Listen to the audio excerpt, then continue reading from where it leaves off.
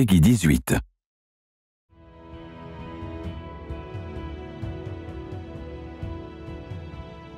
You play as yourself in Underworld Ascendant. You are plucked from modern-day Earth and deposited in this deeply immersive subterranean realm full of conflict and intrigue. It's the Stygian abyss.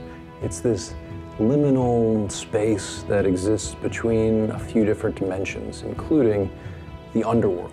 The original Underworld, the last that you saw of it, it was placed in what had been an inactive volcano. The volcano starts erupting, and there's a dimensional gate crashing around the volcano. Goodness knows what's going to happen, right? So we go from there to years later, and parts of that world, parts of other world have become interconnected and accessible to each other under some direction from Sir Kabyrus, who's the character who was originally responsible for bringing the Stygian abyss in the first game together. Kabyrus is a character who has faced similar great challenges like you, and he has been crushed by the weight of impossible standards, literally. He has paid the price for his time in the Stygian abyss, and now he applies those same standards to you. Well, our goals for gameplay are very system-driven, and we're trying to avoid having this highly scripted experience. A player's journey through the game still needs to have a kind of dramatic structure, right? And so you need game mechanics that are going to heighten tension over time, build to a climax that the player can see what that state is, can read the impending danger and the game's central conflict, which in our case, is the threat of Typhon.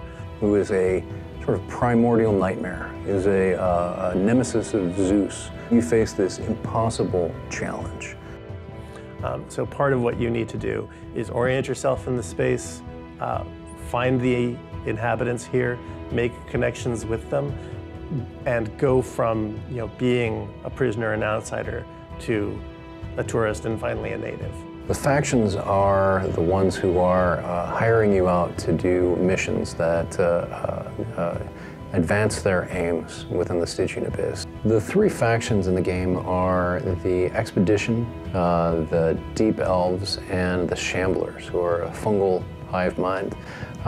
They are in a sort of Cold War conflict when you arrive within the Stygian abyss. The Stygian abyss itself was, I think, one of the first environments within a game that had a sort of sense of space and unique character, and I think went on to inspire many others, such as Rapture and Columbia and more. So it's really interesting for us, especially who've worked on some of those games, to kind of come back and take the learnings we've had from those and really expand the Stygian abyss and make it unique and memorable and challenging.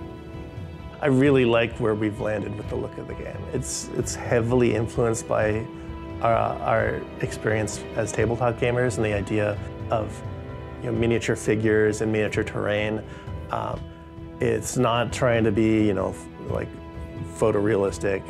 It's trying to be artistic, right? Where it's going for a specific style and a crafted style. So thus the forms are a bit sort of large, in the same vein as you would see an old school Dungeons and Dragons art book, that sort of look. The figures in the game suggest something about the form and scale of these miniature figures that we grew up playing with, and the whole environment around them also has this kind of somewhat crafted look to it. He wanted to have large readable forms that can be visible to the player at any time during the game. We're creating these sort of medieval structures that have to be rooted in some sort of logic so that the place feels real. And when we start building things up really high, we really have to think about how it's all being supported from underneath, and how it was built and why it was built this way. Some areas will have tunnels that have collapsed and rocks have sort of flowed into that area. And we have to be, and in order to tell that story visually, we want to make sure that the rigid shape of that tunnel is evident, and broken away. I'm thinking of the levels more as like play sets, so like a Castle Grayskull, you know, sort of thing, where there's lots of opportunities for the player to sort of enact their own fantasies. You know, a lot of real-world architecture is about usability and accessibility, right? And the space needs to be, you know, inviting and comfortable. And that's not what we want here, right? It needs to be, you know, difficult, you know, not impossible, but it's a space that, you know, you are not, it's not your native environment, right? It's a challenging space.